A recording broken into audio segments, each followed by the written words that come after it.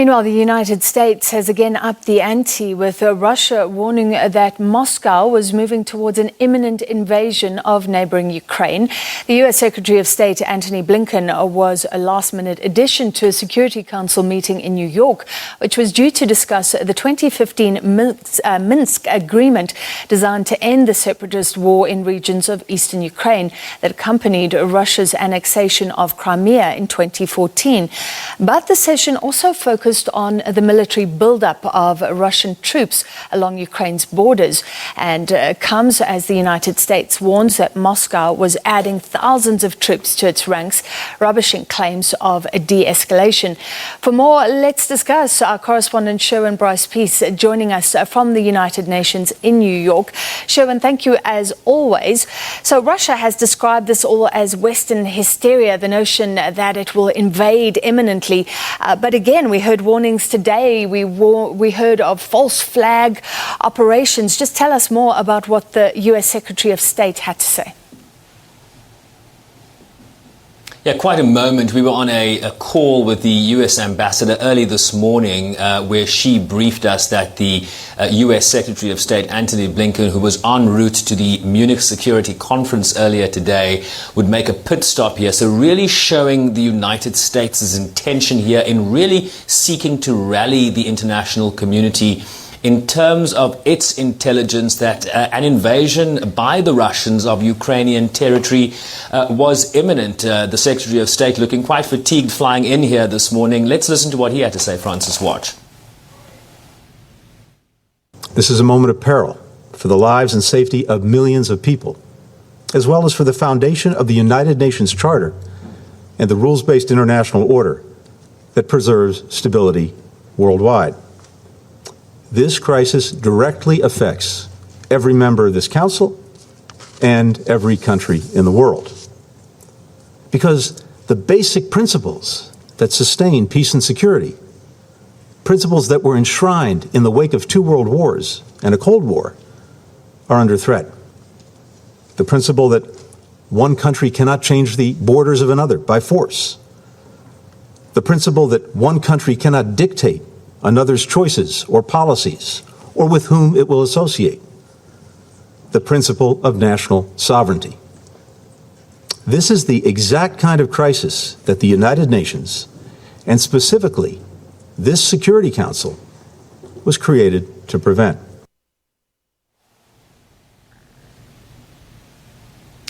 Antony Blinken there, Francis, talking about the role of the United Nations in a crisis like this, right? You'll remember that the UN Security Council's mandate is the, watching the maintenance of international peace and security. And what you have here is a probable, a likely, a possible protagonist in the form of Moscow, in the form of Russia here, threatening to invade another UN member state. And because of its veto-wielding power, the Security Council essentially can do nothing beyond the political theatre we see playing itself out on our television screens today. Blinken also going into some detail of how he expected a possible invasion to play out. He said they do not see a drawdown of forces by Russia.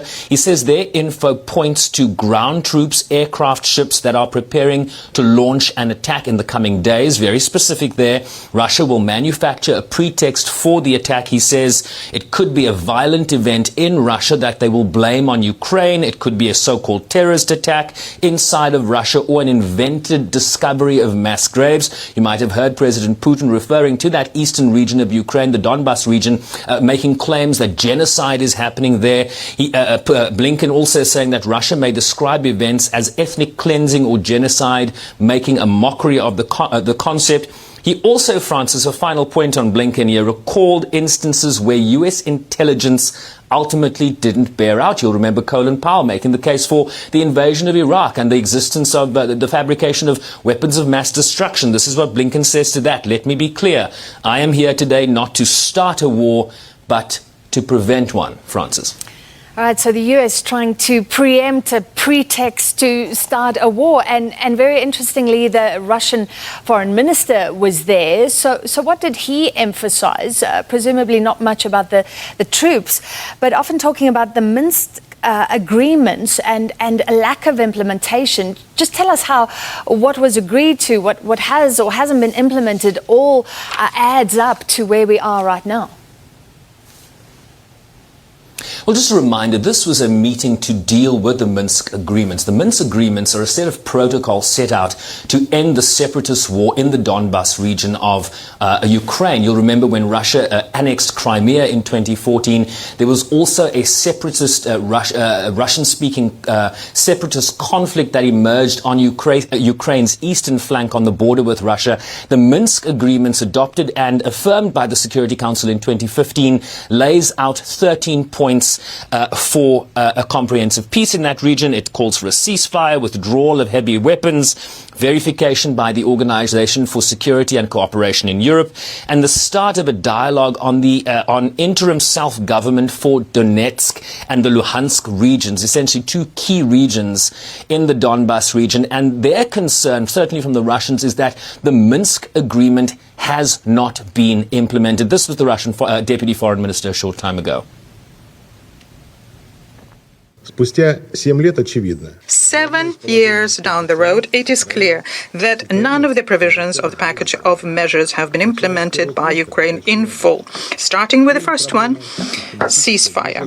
And the root of the problem here is systematic lack of desire of Kiev to get into a direct dialogue with the authorized representative of Donetsk and Luhansk in the contact group. Whereas this is a dialogue that is clearly directly provided in items 4, 9, 11 and 12 of the document. Attempts to place the blame on Russia are futile and baseless, and this only hides the goal of shifting the blame away from Ukraine. I must say that we are very disappointed by the ostrich-like position of our Western colleagues who are trying not to see obvious things.